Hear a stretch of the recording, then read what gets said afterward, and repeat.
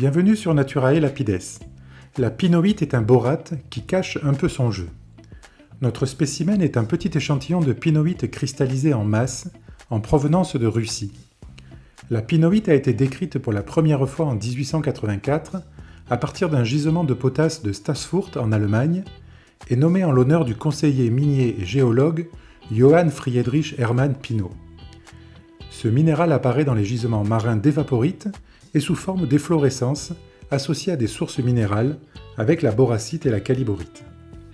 Notre spécimen vient d'ailleurs du lac Inder au Kazakhstan, un lac salin typique de ces formations par dépôt.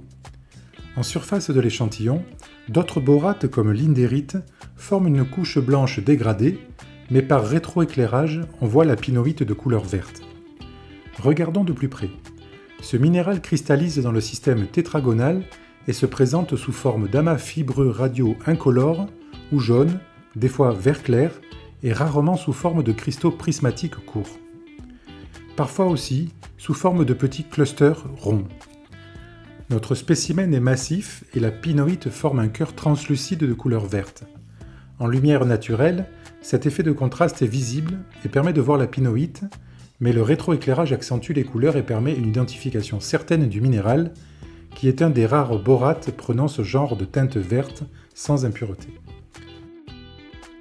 Notre pinoïte est donc un borate de magnésium qui a son petit secret coloré.